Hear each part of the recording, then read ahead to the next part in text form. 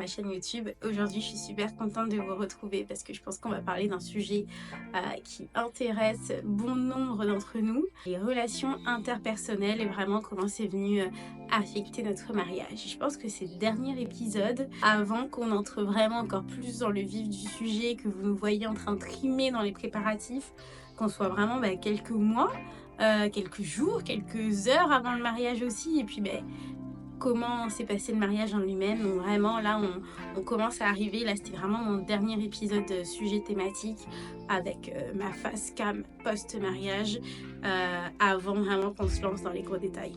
Bref, revenons-en au fait.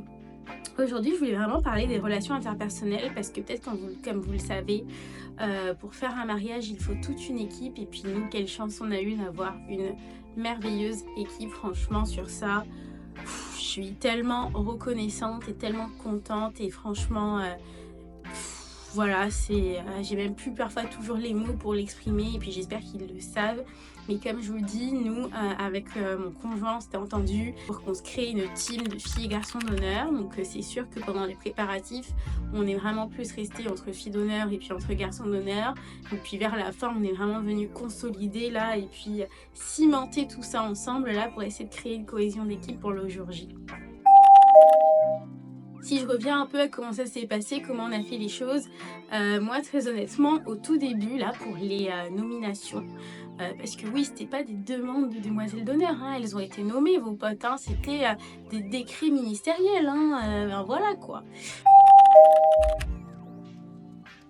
Bon, petite surprise, prise 1, on va annoncer à Irène qu'elle est demoiselle d'honneur au mariage, donc trop hâte de voir sa réaction. Alors partie 2, j'annonce à ma sœur aussi qu'elle est bridesmaid et témoin. Donc voilà, on va voir sa réaction.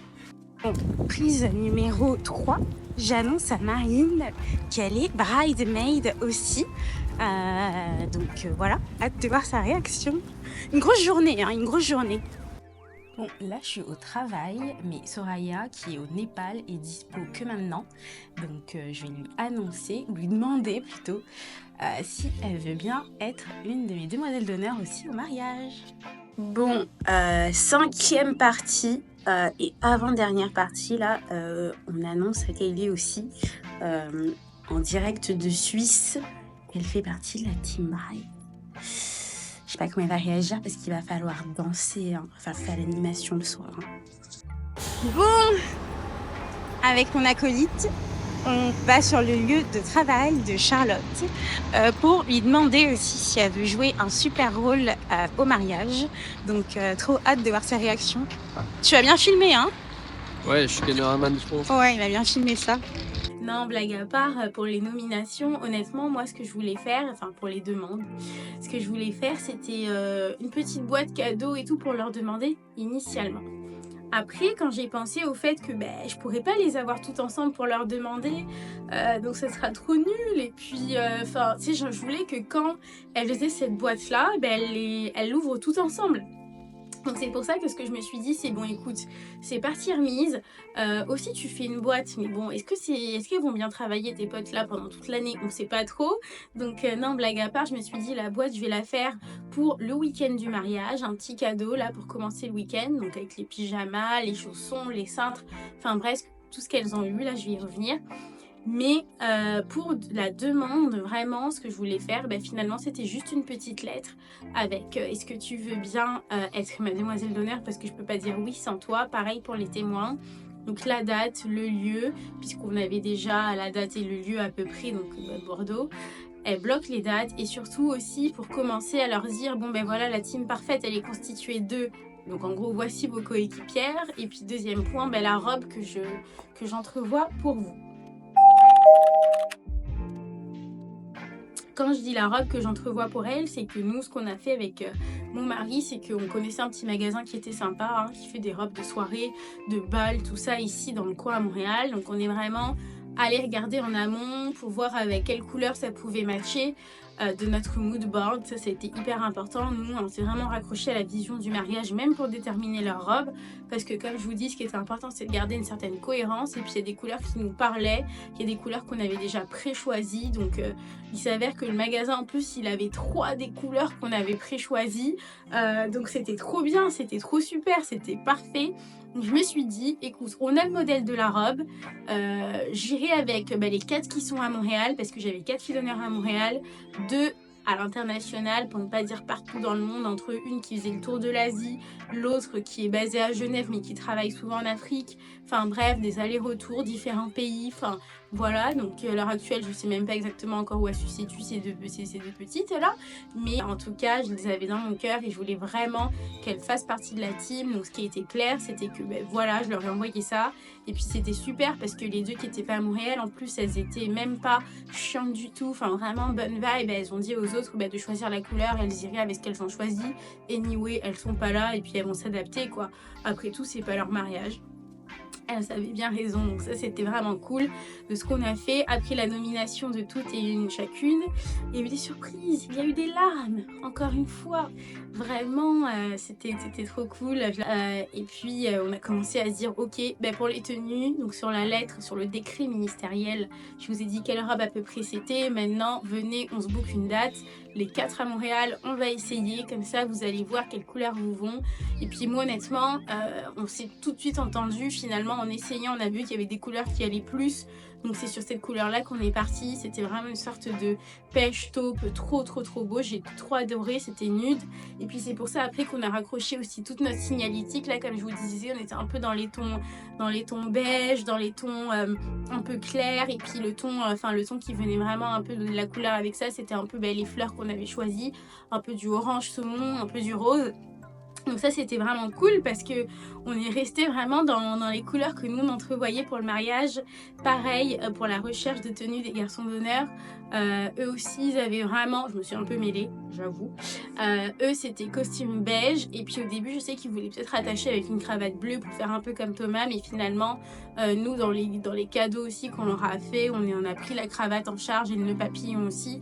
Donc ça c'était vraiment chouette, mais on a opté pour un marron plus foncé pour vraiment venir attacher, que les looks match. Nous c'était la DA qu'on avait. Et puis je vous parlerai même pas des tenues des garçons, hein. Franchement ça a mis 1000 ans à se choisir. J'ai cru qu'à un moment donné, ça parlait de la bachelorette, il y en avait qui n'avaient pas leur costume. Enfin à un moment donné, recentrez vos priorités en fait. Bref.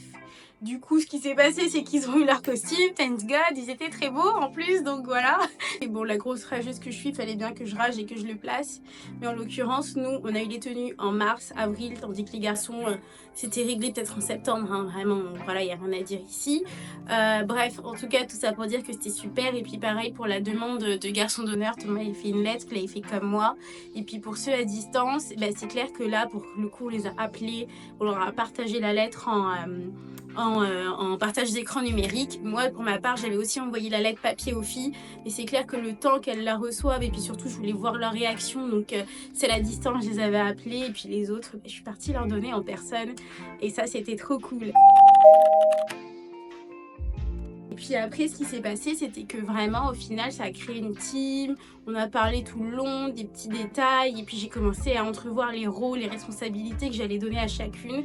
Honnêtement en fait c'est en constituant la team que j'ai déjà su quel rôle j'allais leur donner. En fait j'avais déjà le nom de VP que je leur ai attitré dès le début de la conversation, honnêtement. Et puis ça c'est un gros conseil, c'est hyper important.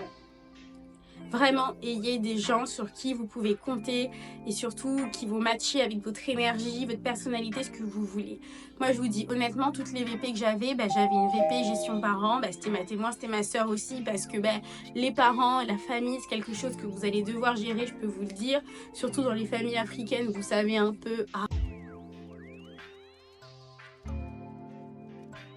Bon... Il faut une VP qui va gérer les parents, une VP vice-présidente. J'avais aussi une VP santé bien-être, c'était ma deuxième témoin. Donc c'est santé physique mais santé mentale aussi. Et ça, je vous jure, c'est très important d'avoir une VP santé mentale des futurs mariés, hein. On s'en reparlera. Mais vraiment, c'était hyper important, et puis elle était super. Et puis tout ça aussi, ça a été choisi parce que elle était prof de yoga, et puis son énergie générale, toujours dans la bienveillance, elle se reconnaîtra.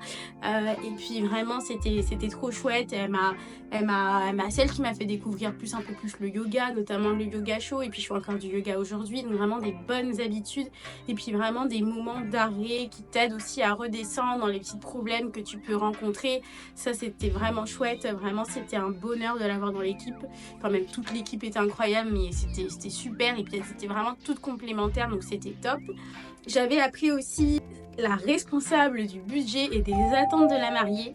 Donc vraiment encore une autre VP super qui a d'ailleurs pris en charge l'organisation des enterrements de vie de jeune fille aussi, donc budget, et puis attentes de la mariée, donc bien connaître un peu les attentes, camper, cadrer le tout aussi, et puis être aussi assez opérationnelle, donc ça c'était vraiment trop super. Elle a bien géré, et puis c'était un peu sa nature, hein, gestionnaire de projet, toujours dans l'efficacité, donc son rôle lui correspondait à la perfection. Donc, puis après, j'avais ma VP gestion des garçons d'honneur. Ça, je vous conseille à toutes d'en avoir une. Parce que honnêtement, je peux vous dire que ok, vous faites genre, vous voulez un peu les laisser gérer, mais que vous êtes bien contente d'avoir une petite oreille qui vient vous dire ou qui aide ou qui les manage, parce que parfois le jour J ça court un peu partout, au moins ça leur permettait aussi d'avoir une personne qui était référente.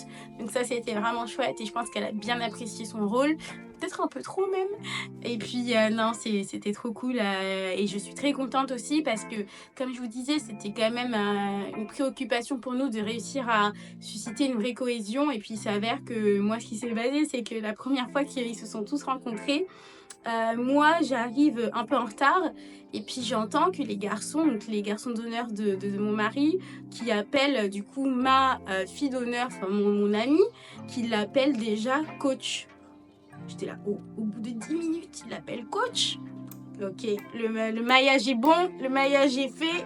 Donc non, c'était trop super, j'étais trop contente. Quand je vous dis qu'elle a pris son rôle à cœur, elle a pris à cœur. Et puis son équipe, c'était presque la meilleure, hein, j'avoue. Désolée les filles, je vous aime, mais les garçons, en fait, ils ont ébloui tout le monde, en fait. Ils ont été opérationnels, carrés, dynamiques. Ils ont mis l'ambiance, donc non, c'était trop cool. Après, j'avais ma VP gestion expérience de la mariée, parce que c'est une amie qui travaille en expérience un peu client, marketing, tout ça. Et puis, je peux vous dire que aussi, il s'avère qu'elle avait fait pas mal de mariages aussi avant. Donc, non, c'était trop cool. Elle a tellement géré. Et puis, c'était une de mes amies qui faisait justement le tour de l'Asie, comme je vous le disais. Donc, j'étais super contente qu'elle puisse se rendre disponible pour moi, que ce soit pour les EVG, que ça soit dans l'organisation du mariage. On s'est rappelé, en parler, même pour le gâteau, quand je galérais à un moment donné, on avait discuté. Enfin, je vous dis, vraiment des gens qui ont été présents. Mais quand je vous dis présent, c'est pas juste se pointer au mariage pour manger, c'est présent tout au long de l'année, à poser des questions vraies, à s'intéresser sérieusement et essayer de trouver des solutions avec toi. Ça, c'est ça qu'il vous faut comme équipe, je vous jure que c'est ça qu'il vous faut. Dernière, mais pas des moindres, c'était ma VP diplomatie et gestion de crise, aussi pour certaines raisons, parce qu'on a étudié ensemble en sciences politiques, mais aussi parce que c'est la Suisse, et puis elle est suisse, mais c'est la Suisse, toujours un peu le mot qu'il faut, bien adorable, trop bienveillante, gentille, disponible, vraiment toujours trop top. Et donc dans les situations de crise, c'est un peu comme ça, quelqu'un comme ça qu'il vous faut, quelqu'un d'un peu calme mais prêt à rebondir. Donc franchement, elle a tellement géré aussi, parce que je vous dis, je le garde, ça je vais pas le spoil, mais le week-end W, on a une crise d'estomac. Je vous en reparlerai, ils savent, vous savez, j'en ris déjà, mais vraiment on peut dire qu'on était très contente qu'elle se libère pour aller chercher du smectin. Donc voilà, vraiment une équipe, je vous jure, en or, et ça c'était super. Il faut qu'on prenne le temps aussi de reparler de tout ce qui était enterrement de vie de jeune fille. Je parlerai pas de ceux des garçons, eux je vous le dis, sont allés à Malte, ils ont fait que faire ce qu'ils ont fait, mais voilà. Je vais vraiment me concentrer sur le mien, donc vraiment, nous, j'en ai eu 2, j'ai eu la chance d'en avoir 2, et puis 2 dans lesquels où j'ai pu avoir toutes mes filles d'honneur qui n'habitent pas au même endroit forcément, mais au moins je les ai toutes vues dans l'année. On a passé vraiment du temps de qualité ensemble, c'était super. Mais quand je vous dis c'était super, c'est que c'était trop super, et puis c'est passé trop vite encore une fois. Le premier, j'ai eu de la chance, c'est ma VP gestion budget qui a organisé ça aussi.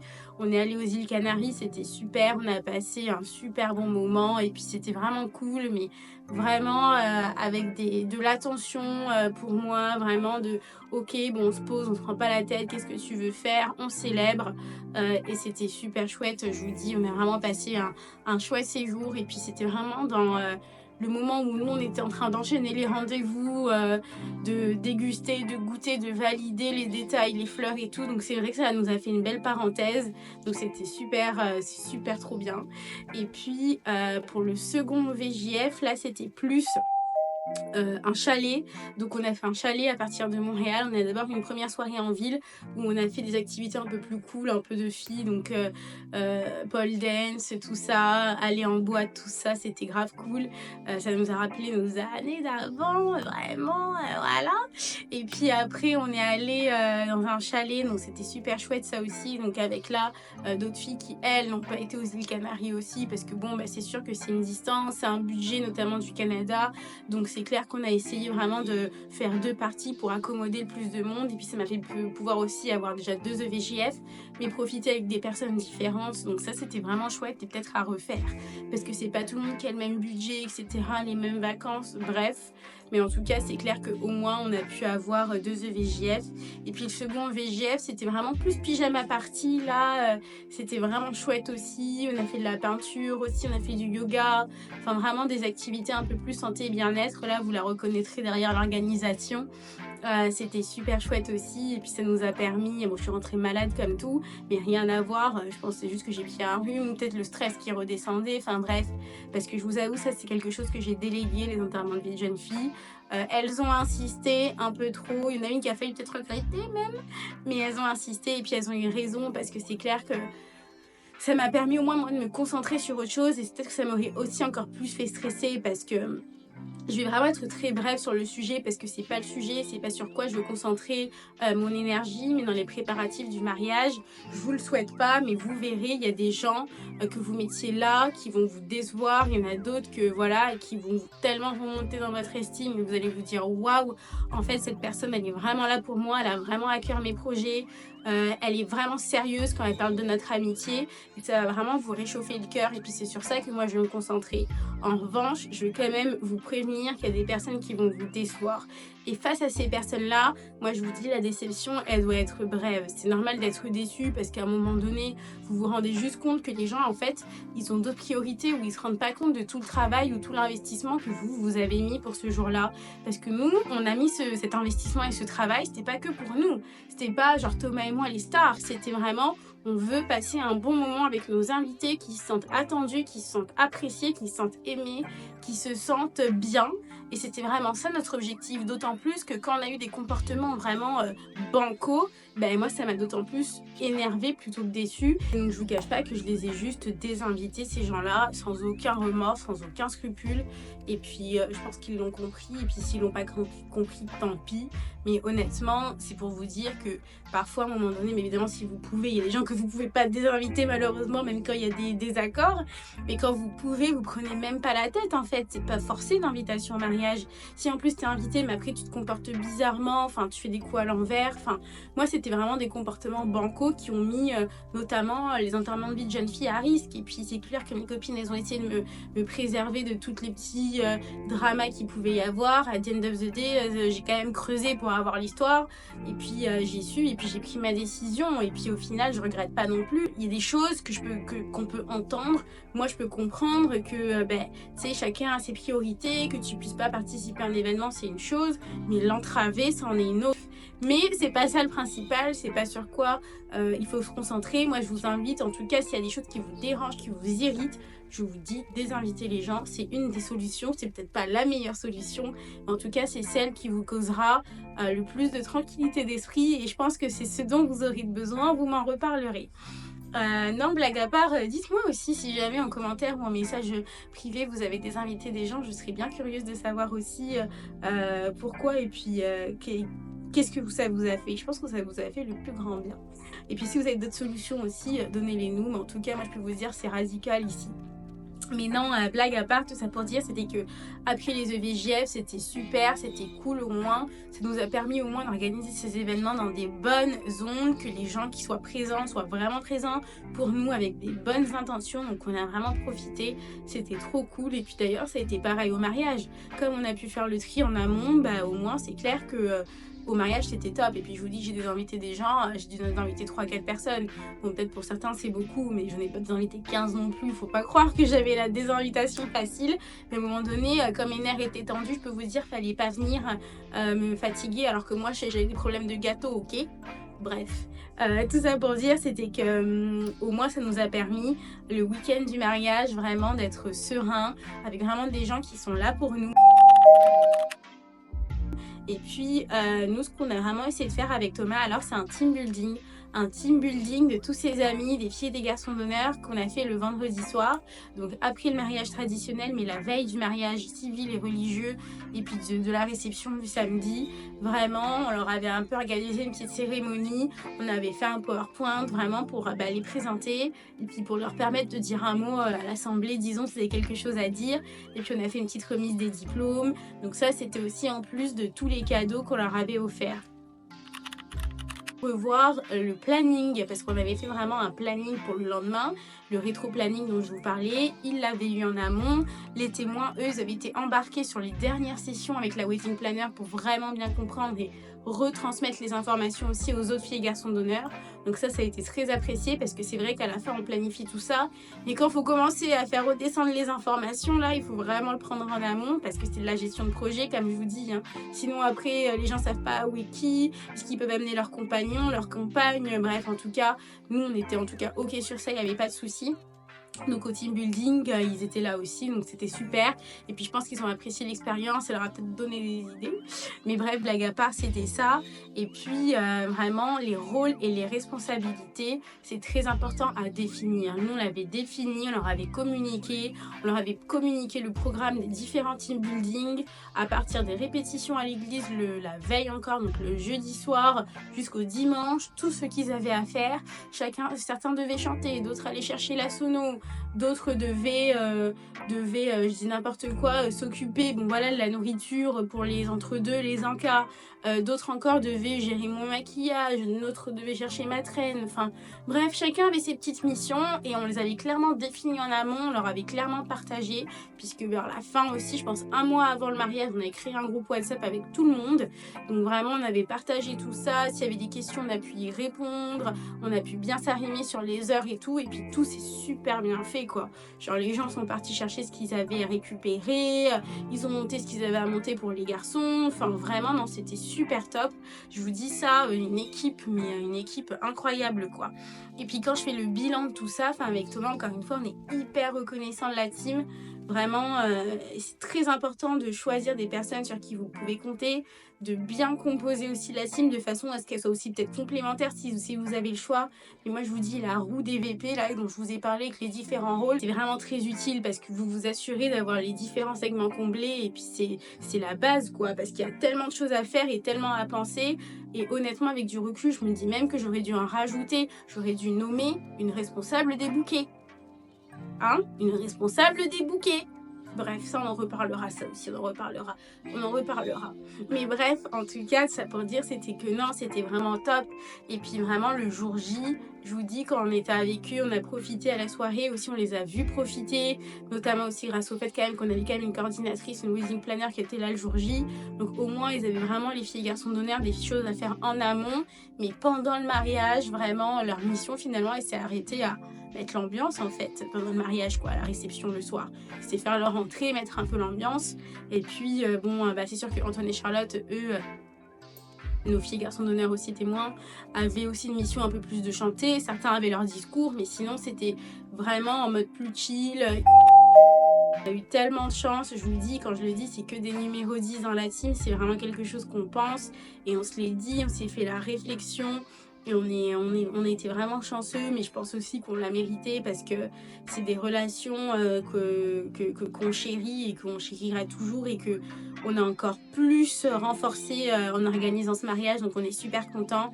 Et puis comme je l'ai dit, je le redis, n'attendez pas aussi d'avoir peut-être des événements comme ça pour vous rapprocher des gens que vous aimez, parce que c'est trop dommage, parce que c'est trop bien de manière générale de passer du temps tous ensemble. Donc là, c'était vraiment cool. Et puis le bilan il est que positif, même si les filles ont oublié leur bouquet, et je le répète encore, et je les aime et puis je les aimerai quand même toujours. Et puis pareil, les garçons, franchement, tout le monde parle que des garçons parce que visiblement on est habitué à ce que les filles soient excellentes. Donc là, les garçons ont été excellents et puis tous les parents, ils parlaient que des garçons quoi. Enfin, les garçons, ils ont été exceptionnels aussi, ils ont tellement géré. Et puis vraiment, on a eu de la chance d'avoir un homme chenille qui a pu mettre l'animation comme personne d'autre. Donc voilà, s'il regarde cette vidéo, il se reconnaîtra. Mais toute notre famille parle que de l'homme chenille. Donc voilà, et je vous dirai pourquoi. Et puis voilà, donc encore voilà, merci d'avoir regardé cette vidéo, j'espère que ça vous a plu.